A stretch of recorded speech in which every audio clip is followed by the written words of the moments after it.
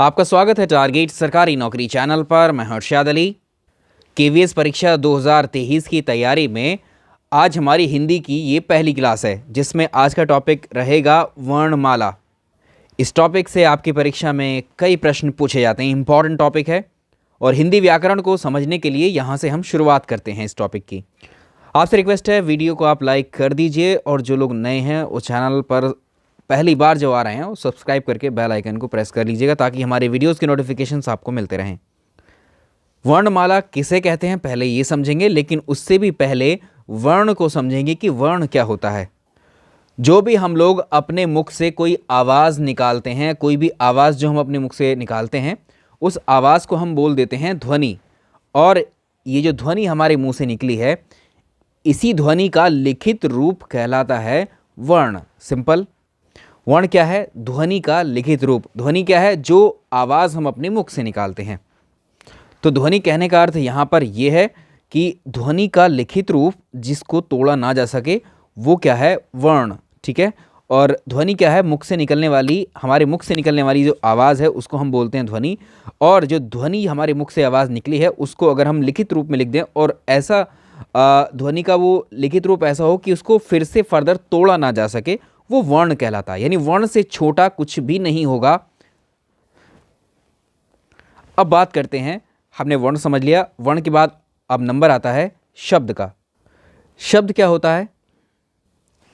दो या दो से अधिक वर्णों का जो सार्थक मेल है। दो या दो से अधिक वर्ण, अगर दो या दो से अधिक वर्णों को मिला दिया जाए तो उनके सार्थक मेल को हम शब्द बोल देते हैं।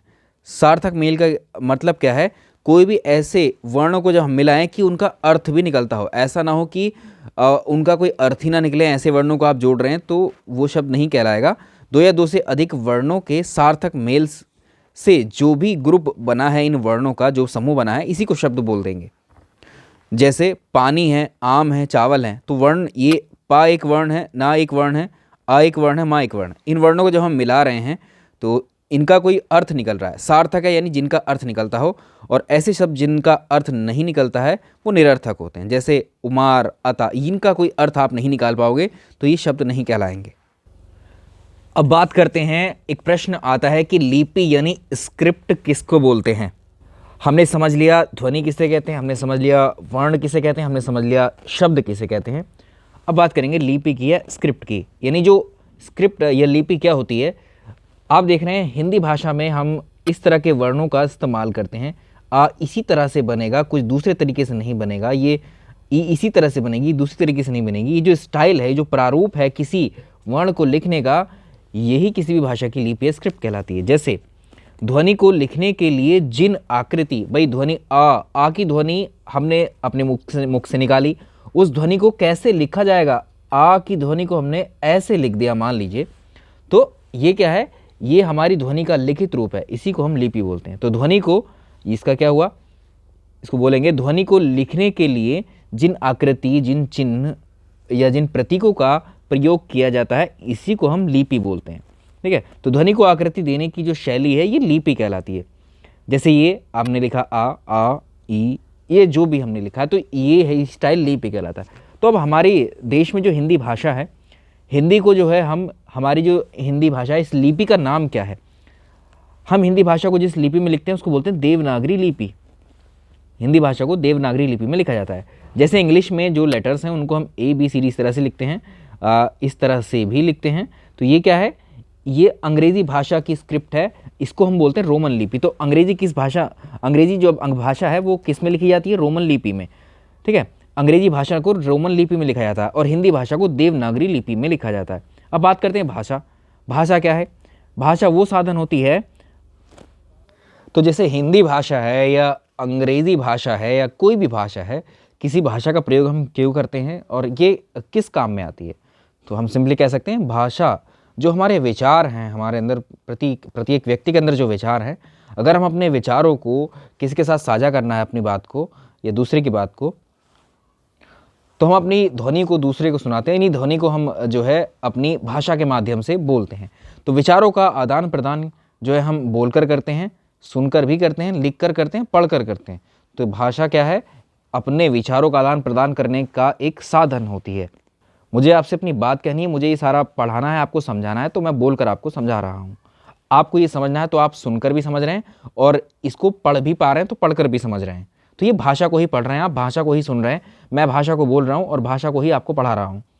तो जो संकेत हैं वो क्या हैं, इस तरह से हैं, ये सब संकेत हैं। इनको ही लिपि चिन्ह बोलते हैं हम। लिपि में इस्तेमाल इन्हीं का इस्तेमाल कर रहे हैं, कोई भी भाषा लिपि इसी में लिखी जा रही है। इन्हीं को देखो, इन्हीं को हम क्या बोलते हैं, संकेत। इन्हीं को वर्ण बोलते हैं, इन्हीं को ध्वनि बोलते हैं, इन्हीं को लिपि चिन्ह। ठीक है, तो ये वर्ण हैं सब, इनके अलग अलग नाम हैं लेकिन अर्थ वही है। तो वर्णमाला अब हम किसे कहेंगे, वर्णों का जो व्यवस्थित क्रम होगा, वर्णों का जो व्यवस्थित क्रम है उसको वर्णमाला बोलेंगे। लिपि चिन्हों के व्यवस्थित क्रम को हम वर्णमाला बोलेंगे। ध्वनि के व्यवस्थित क्रम को हम वर्णमाला। आप किसी भी तरह से इसको बोल सकते हैं डेफिनेशन को। चलिए बात कर लेते हैं। अब हिंदी भाषा में कितने टोटल वर्ण होते हैं, कुल कितने वर्ण होते हैं हिंदी भाषा के, तो ये आपको पता है पहले से। हिंदी भाषा में कुल 52 वर्ण होते हैं। अंग्रेजी भाषा में कुल कितने लेटर होते हैं, कितने वर्ण होते हैं वहाँ पर, इसका जस्ट आधा कर देंगे तो आप उत्तर पाएंगे 26। ठीक है, आसानी से याद रख सकते हैं इंग्लिश में 26, या अंग्रेजी के आपको पता है 26 होते हैं तो हिंदी में कभी कभी भूल जाते हैं, तो 26 का जस्ट डबल कर दीजिए, 52 हिंदी वाले आ जाएंगे। ठीक है, तो ये हो गया वर्ण, 52 इसमें वर्ण होते हैं हमारी हिंदी भाषा के। और इसमें जो है इन वर्णों को दो पार्ट्स में डिवाइड किया जाता है, दो कैटेगरी में डिवाइड करते हैं वर्णों को। कुछ जो वर्ण है हमारे वो कहलाते हैं स्वर, कुछ जो वर्ण है हमारे वो कहलाते हैं व्यंजन। और इसमें से भी हमारे कुल स्वर जो होते हैं नंबर, ये जो होते हैं स्वर की जो संख्या है वो 13 होती है। व्यंजन होते हैं 39। ठीक है, व्यंजन होते हैं 39, जिसमें आ ई उ री ए ओ औ अंग अहा। ठीक है, ये जो 11 हैं, ये 11 क्या हैं, ये स्वर हैं और प्लस 2 और हैं, इनको भी स्वरों में ही शामिल किया जाता है। इसमें एक बिंदु हम याद रखेंगे, वर्णमाला में जो स्वर है, स्वरों की संख्या कुल अगर आपसे पूछा जाएगा, कुल स्वर जो हैं वो होते हैं 13। कुल स्वर की संख्या 13 रहेगी, लेकिन वर्णमाला में जो स्वर होते हैं वो 11 होते हैं। ठीक है, वर्णमाला में जो स्वर हैं जैसे हमने ये लिखे हैं, वर्णमाला में जो स्वर हैं ये होते हैं टोटल 11 होते हैं, और ये 2 यहाँ पर अलग से लिखे हैं। टोटल आपसे पूछेगा तो ये भी 13 हो जाएंगे, कुल स्वर होंगे 13। और अगर मूल स्वर पूछेगा तो वो आप इनको कहेंगे कितने, 11 होते हैं।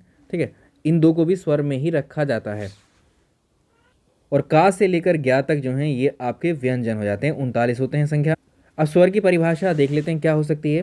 जो स्वर होते हैं, स्वर क्या है, ये वर्ण ही तो हैं, व्यंजन भी वर्ण हैं। तो जिन वर्णों का उच्चारण हम स्वतंत्र रूप से करते हैं, ठीक है, यानी जिन वर्णों को बोलने के लिए हमें किसी दूसरे वर्ण की आवश्यकता नहीं पड़ती है, वो इंडिपेंडेंट होते हैं, वही कहलाते हैं स्वर, वही वर्ण स्वर कहलाते हैं। व्यंजन क्या है, ये ऐसे वर्ण होते हैं जिन जो हैं हमेशा स्वर की सहायता से ही बोले जाते हैं। तो व्यंजन ऐसे वर्ण होंगे जो स्वर की सहायता से बोले जाते हैं, उन्हें व्यंजन कहेंगे। तो ये दो जो वर्ण हम जिनकी बात कर रहे थे, अंग और आहा, ये दोनों अयोगवाह वर्ण कहलाते हैं। अब आपसे पूछ सकता है कि अयोगवाह वर्ण किसको बोला जाता है। जो 11 + 2 थे तो उनमें अंग और आहा जो है 12वां और 13वां, तो ये अयोगवाह वर्ण होते हैं। और अंग जो है इसको जो है हम अनुस्वार के नाम से जानते हैं, आहा को हम विसर्ग के नाम से जानते हैं, ये भी प्रश्नों में पूछा जाता है। वर्णों के बीच की जो कड़ी है इनको अयोगवाह वर्ण हम कहते हैं। अब स्वर की बात करते हैं, तो स्वर स्वतंत्र रूप से बोले जाने वाले वर्णों को स्वर कहा जाता है। हिंदी वर्णमाला में कुल स्वरों की संख्या 11 है। मूलतः स्वरों की संख्या कितनी है, 11 है, 11 है। अब इन जो स्वर हैं इनकी मात्रा क्या क्या हो सकती हैं, जैसे हमने भी डिस्कस किया है, ये आपके 13 स्वर हैं, इनकी मात्राओं को भी हम याद रखेंगे।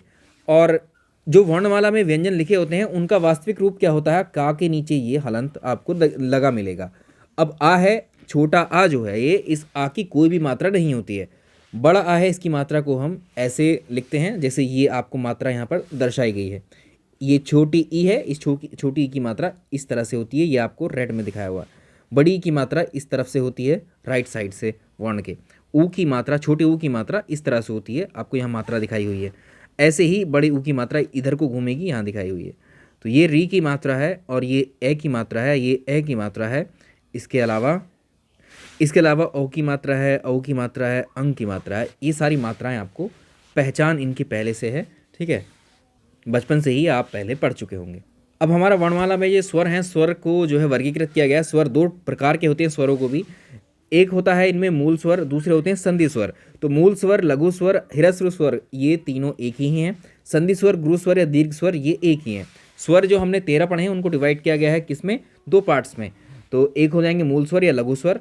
तो ऐसी स्वर जिनकी उत्पत्ति अपने आप से भी स्वयं हुई, ये 4 होते हैं। तो लघु स्वर या मूल स्वर होते हैं संख्या में 4, आ, ई, उ, री, छोटा आ, छोटी ई, छोटा ऊ और री हैं, ये 4 होते हैं लघु स्वर।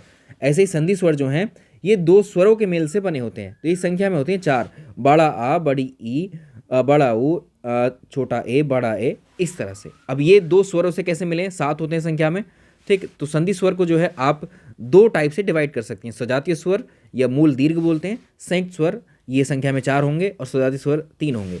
तो बड़ा आ, बड़ी ई, बड़ा ऊ ये होते हैं मूल दीर्घ या सजातीय स्वर। संयुक्त स्वर होते हैं छोटा ए, बड़ा ए, इस तरह से औ औ। तो आप देख सकते हैं ये सातों को किस किस, छोटा आ से मिलकर के बना बड़ा, छोटी छोटी से मिलकर बना बड़ी, छोटा ऊ से मिलकर बना होता बड़ा ऊ। तो ये सजातीय स्वर या मूल दीर्घ कहलाते हैं। ऐसे ही आप इनको भी देख सकते हैं। तो मूल स्वर संख्या में 4 होते हैं, आ, ई, उ, री। जो स्वर मूल स्वर के आपस में जुड़ने से बनते हैं उनको संधि स्वर, गुरु स्वर या दीर्घ स्वर कहते हैं। उच्चारण काल के आधार पर 3 प्रकार के स्वर होंगे। लघु स्वर, जिन स्वरों के उच्चारण में कम समय लगता है वो लघु स्वर होते हैं, ठीक है। ह्रस्व स्वर जैसे आ, ई, उ, री होते हैं। तो दीर्घ स्वर, जिन स्वरों के उच्चारण में लघु स्वर से दुगना समय लगता है, जिनको बोलने में ज़्यादा समय हम लेते हैं, बड़ा आ, बड़ी ई, इस तरह से। प्लूत स्वर, जिन स्वरों के उच्चारण में सबसे ज़्यादा समय लगता है हमें, जैसे ओम, राधा, इनमें जो है अगर आप देखें तो ये प्लूत स्वर होते हैं। रा के बाद राधा, ठीक है। मोहन, आप देखते हैं स्ट्रेस डालते हैं रा के बाद में और मोहन के बाद में, ऐसे मो के बाद में, तो ये प्लूत चिन्ह होते हैं इनके बीच में, अगर आपको ऐसे लिखा मिलता है।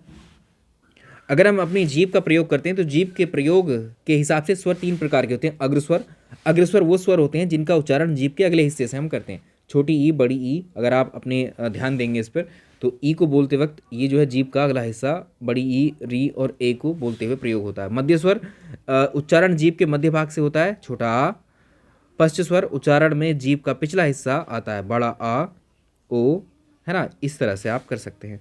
तो जैसे मुख खोलने की स्थिति पर जैसे संवृत स्वर हैं, जिन स्वरों के उच्चारण में मुख सबसे कम खुलता है वो संवृत स्वर होते हैं, बड़ी ई, बड़ा ऊ, री। अर्ध संवृत, तो संवृत स्थिति में अधिक मुंह खुलता है, देखो इसमें ई, उ।